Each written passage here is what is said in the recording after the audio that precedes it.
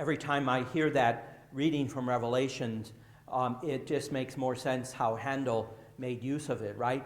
Blessing and power and glory and honor be unto you, be unto you. Anyway, that was from my high school choir days.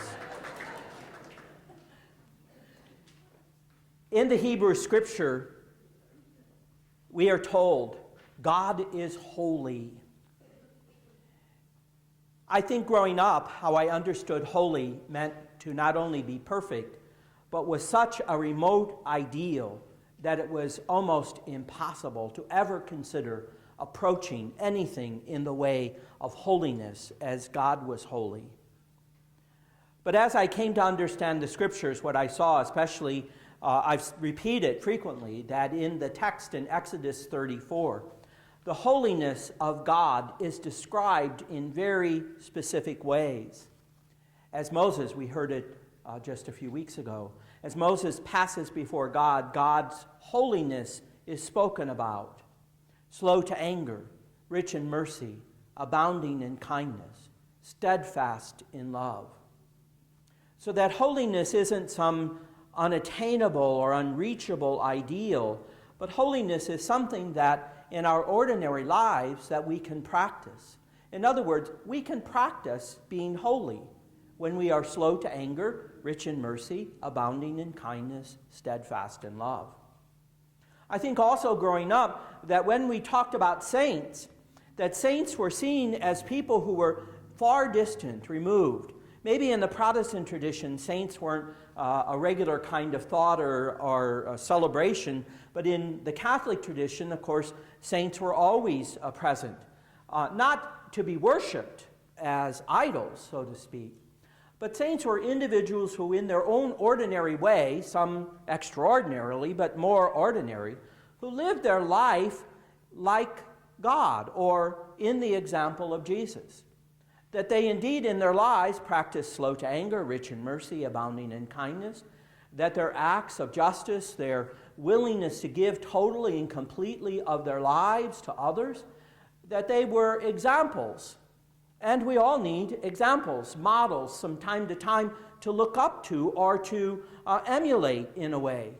Even within our own families, right? Our parents sometimes were models, maybe sometimes not so good of models. But we all, as human beings, don't know inside of ourselves how to live good lives, so we look to others.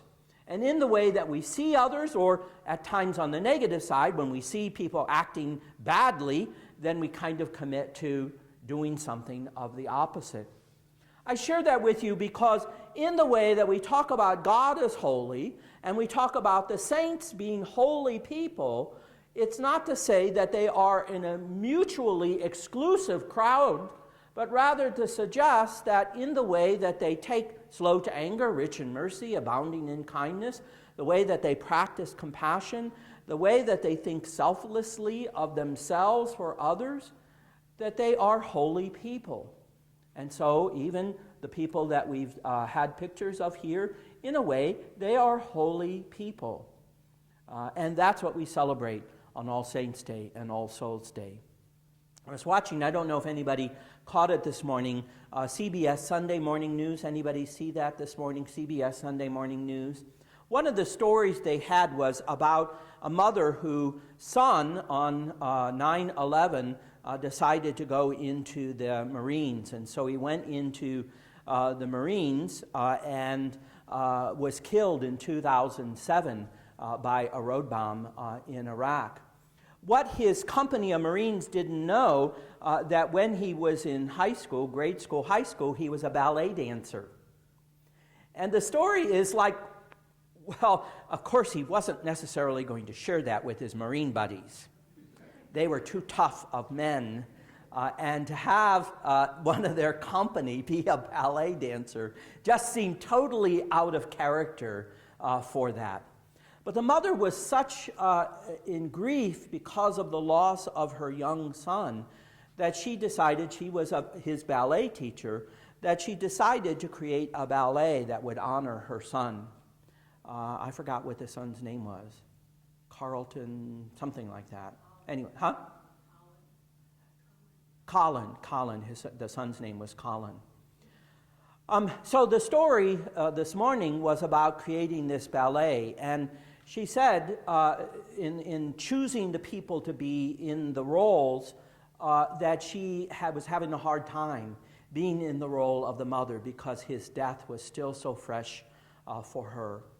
But she knew she had to do this, and part of the reason was because his Marine buddies felt that it should have been them who had died, not this young man.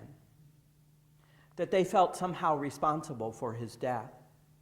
And that while she as a mother was grieving the loss of her son, that she felt that his Marine buddies were also grieving the loss of their buddy. I'm sure any of you who have been in the service have known a similar kind of story, right? That any of your compatriots who die, you grieve and mourn the loss of them. And at times in that experience of grief, it can seem like it overwhelms us. Maybe even today, having pictures here, or just even stopping for a moment to reflect on the loss of one of our loved ones can lead us back into an experience of grief that kind of stops us and paralyzes us, and we want to withdraw. Well, this story about this ballet, the one line, it struck me because in my nursing, the class that I teach for nurses, one of the classes this week we're looking at grief. And the mother said this, it was the best line I've heard. She said, sometimes you have to grieve in order to love more. Sometimes you have to grieve in order to love more. Meaning it was out of her grief that this ballet was created. And guess who she had particularly invited to come to the first performance of this ballet? Her son's Marine buddies. So that they had a chance not only to know that he was a ballet dancer, but that they could grieve together in order to realize that the death of their buddy and the death of her son was, in a sense, not in vain, but that it was a way now, through their shared grief, that they could love more and love more intensely. I think that's what the celebration of All Saints' Day is all about. I remember that my mother struggled for a year with cancer, and I thought I was doing fine with it, in the sense that my mother and father were back in Missouri and I was here in Arizona, and after my mother's services I came back here to Arizona, and as we often do, I got back involved in work and didn't think anything more about it, and I believed that I had handled my mother's death okay. And that, you kind of go on, right? You kind of just go on living, and you go on. You have to do that in some way. And I can remember a couple of years, this was a couple of years, and I should say my father didn't handle it at all well, and I didn't know that. That for 2 years he constantly would say, it should have been me, not your mother, who died. Because he had no friends, he had no circle of friends, no network to support him, and I was out here and didn't always see it. And 2 years after my mother died, he died. And I really do believe, as some people it happens, that he died of a broken heart because he just couldn't live without her. But 2 years after my mother's death, in the middle of the night, in a dream, in my unconscious way, I heard her voice. I recognized it instantly, that it was my mother's voice. You know how you do when you hear that? And I didn't wake up, but as the dream unfolded, that I heard her voice so distinctly that she said this, "Everything's all right. I'm okay." And then, much to Handel's Messiah, there was this choir of angels singing. It was the most incredible dream I ever had, because I woke up happy. I thought I had handled my mother's death, but beyond the grave, in the spirit of heaven, she must have known that I was struggling somehow with her death, that she had to come into my subconsciousness and say, I'm okay, everything's fine. And that was all that I needed to release me from whatever I might have been feeling at that time. That's what yearly this celebration of the saints and the souls are all about.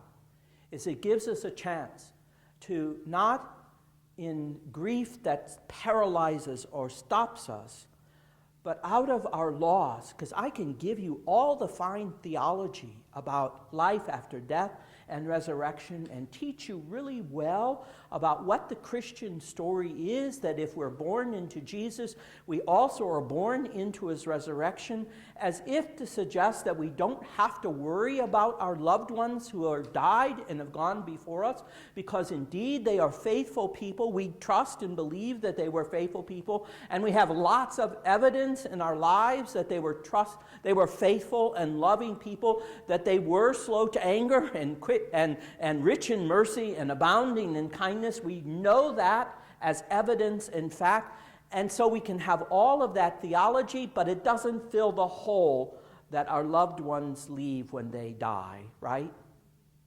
That hole is there. The first celebration of Thanksgiving or the first celebration of Christmas, when their seat is unoccupied, that it becomes reality, that our loved one is no longer with us. Both Jackie and Margaret provided us with some program from the memorial service in Michigan, and a little information on Margaret. And I just want to share that with you just a little bit. On Margaret's, it says, she was an accomplished teacher, beginning her career in one-room school in Cerro Gordo County, Iowa, in 1935. She loved teaching. Her and her husband, Lloyd, many of you remember perhaps Lloyd, they were married for 66 years before he died in 2007. A teacher. One probably I know, when I would go visit Margaret in the care home, the first time I went to visit her, and Ruth Brandy was the one that took me there. She said, you will go visit these people, in the way that Ruth in her German accent could, right? You will visit these people and you will take them communion. No, she didn't quite say it that harshly, but almost that harshly, as you knew Ruth, right? Insisting you will do this. And we went to visit Margaret, and the first time I went to visit her, she was still talking to some degree, but each year I went to visit her, that there was a little less communication. And when I realized that from between Christmas and Easter, when we would take communion, that one time we sat there, and Roseanne Hiles and Ruth and I were there, and I thought Margaret wasn't doing the prayer with me and wasn't, so we sang, and we sang Amazing Grace. And she knew every word. 96 years old, she knew every word. Until I thought I would get to the second verse, and I didn't know the second verse. And felt like an idiot. The next time Ruth and Roseanne and I went, I took a songbook with me, because I said, if I'm going to sing with Margaret, I'm going to know the words so she could sing along. And she sang along with us. And I have to tell, can I tell Jackie? Jackie and I and a cousin were with Margaret when she died. And that was one of the most powerful experiences for me, to be with Margaret when she died. And it was so peaceful. Surrounded with pictures from us. She had 3 years, 4 years, 5 years of church bulletins on the wall of her room. Right? Those who visited her. She had tons of pictures from her family, her granddaughters, and from all the rest of the family, and from all of us. Millie, who took care of her at the house, put them all up. So she was surrounded with love. And that day, it was loving for you to be there with her and to pray her and sing her into heaven. I'm sure, Marge, in the final days. I know over the couple of years that Jim was struggling with his health, and each year it was a little more, each time we wondered if he was going to come back, because it was a struggle through the summer for him. That I'm sure in the same way that you spent the last days with Jim, of the power that it had. And again, if you had a brochure that he had here of his service with the National Guard, and all of the kinds of things that he began coming to Sun Lakes in 1995. And Jim and Marge both, you were both active members in our community here. I just say that we all have loved ones, right? We all do. That's a part of who we are. And I think of the nursing class and suggesting to them, because they're worried that when we do this kind of remembering, that it's almost as if that grief that we feel in the loss is something that is bad. And I tried to share with the nurses this week that the grief that we feel, like that mother of her young son, is to lead us to love more. And what I mean is that, as I shared with the nurses, that every time that we remember a loved one is not to put us back when they were, like I see the picture of Margaret and her husband and Jim back when they were young and handsome and vibrant, and that's how we like to think. I still like to think that I'm 20 years old until I get on the treadmill and I can barely move. But remembering people, you know what? At the heart of the Christian tradition, every time we celebrate, like next week, the Lord's Supper, the text tells us, whenever you eat this bread and drink this cup, you remember Jesus.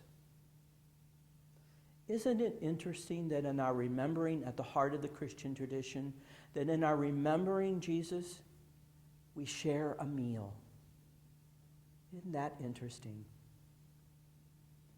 So that our grief in the death of Jesus leads us to celebrate a meal that joins us in fellowship as people who grieve the loss of loved ones, but who celebrate the life that we have.